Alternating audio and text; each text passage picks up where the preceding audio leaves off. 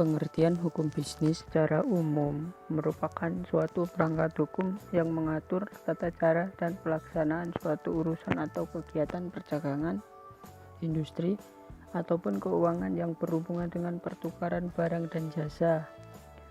Pengertian hukum bisnis menurut Munir Fuadi merupakan suatu perangkat atau kaidah hukum yang termasuk upaya penegakannya untuk mengatur tata cara pelaksanaan urusan atau kegiatan dagang.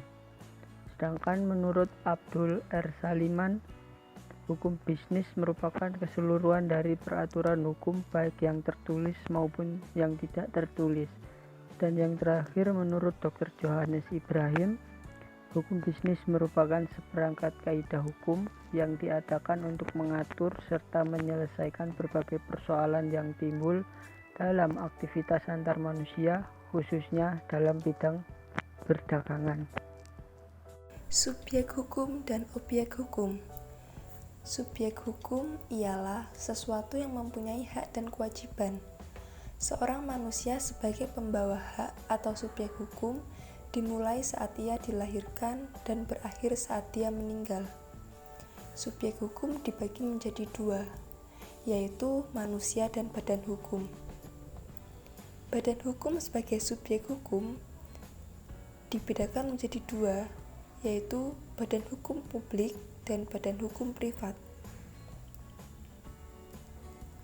Objek hukum. Menurut pasal 499 KUH Perdata, objek hukum yaitu benda. Benda yaitu segala sesuatu yang berguna bagi subjek hukum atau segala sesuatu yang menjadi permasalahan dan kepentingan bagi para subjek hukum. Pengertian kontrak perjanjian. Kontrak sering disebut juga dengan perjanjian yang merupakan kesepakatan yang dijanjikan oleh dua pihak atau lebih. Selain itu, pengertian kontrak menurut buku Black karya Henry Campbell tahun 1968 halaman 394 menyatakan bahwa kontrak adalah suatu kesepakatan yang diperjanjikan, bisa disebut dengan promissory agreement, di antara dua atau lebih pihak yang dapat menimbulkan, memodifikasi, atau menghilangkan hubungan hukum. Asas kontrak. Asas kontrak terdiri dari 6 asas. Pertama, asas kontrak sebagai hukum mengatur, yaitu peraturan-peraturan hukum yang berlaku bagi subjek hukum.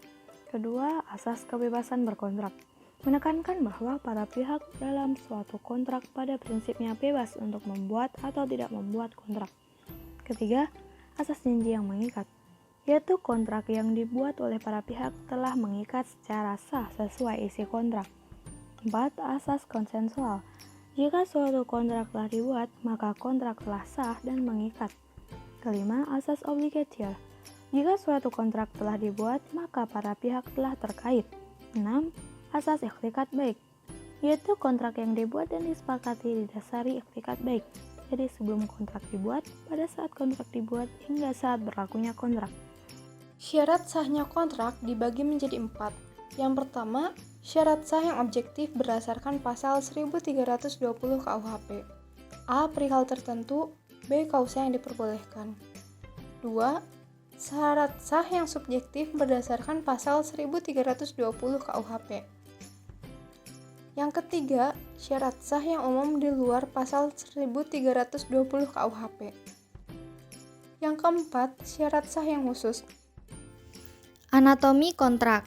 Bagian kontrak bisnis dibagi atas pendahuluan, isi, dan penutup.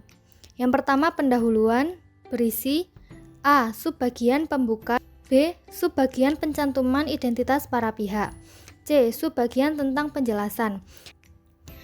Bagian isi. Dalam bagian ini terdapat 4 hal yang diatur, yaitu A. Klausula definisi, B. Klausula transaksi, C. Klausula spesifik, D. Klausula ketentuan umum.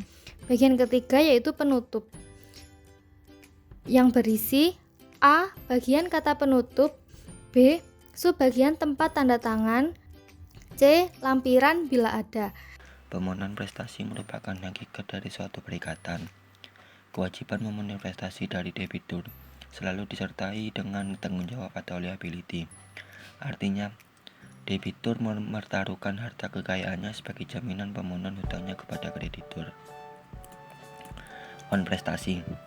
Perkataan wanprestasi berasal dari bahasa Belanda yang berarti prestasi buruk. Akibat dari wanprestasi itu biasanya dapat dikenakan sanksi berupa ganti rugi, pembatalan perjanjian, peralihan resiko, maupun berbayar biaya perkara. Force majeure atau keadaan memaksa. Definisi dari force majeure adalah suatu keadaan yang terjadi setelah dibuatnya perjanjian yang menghalangi debitur untuk memenuhi kewajibannya. Terdapat juga pendapat para ahli terkait force majeure. Di antaranya adalah sebagai berikut. Yang pertama, menurut Subekti, force majeure adalah suatu alasan untuk dibebaskan dari kewajiban membayar ganti rugi. Yang kedua adalah menurut Abdul Qadir Muhammad, force majeure merupakan keadaan tidak dapat dipenuhinya kewajiban oleh debitur karena terjadi peristiwa yang tidak terduga.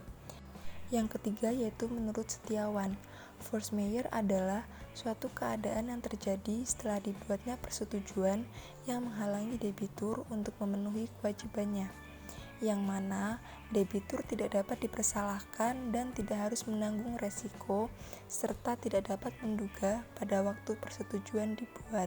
Selanjutnya yaitu syarat force majeure. Menurut Purohit Patrick menyatakan ada 3 syarat untuk berlakunya keadaan force majeure, yaitu yang pertama, harus ada halangan untuk memenuhi kewajibannya. Yang kedua, halangan tersebut terjadi bukan karena kesalahan debitur. Dan yang ketiga, tidak disebabkan oleh keadaan yang menjadi resiko debitur. Force majeure mempunyai bentuk secara khusus, yakni yang pertama, undang-undang atau peraturan pemerintah. Dalam hal ini, tidak berarti bahwa prestasi itu tidak dapat dilakukan. Yang kedua, sumpah. Sumpah kadang-kadang menimbulkan keadaan memaksa, yaitu apabila seseorang yang harus berprestasi itu dipaksa bersumpah untuk tidak melakukan prestasi. Yang ketiga, tingkah laku pihak ketiga. Keempat, pemogokan. Ganti rugi. Ganti rugi merupakan pemberian kompensasi kepada pihak yang menderita kerugian. Penyebab timbulnya ganti rugi ada 2, yakni wanprestasi dan perbuatan yang melanggar hukum. Bentuk-bentuk ganti rugi.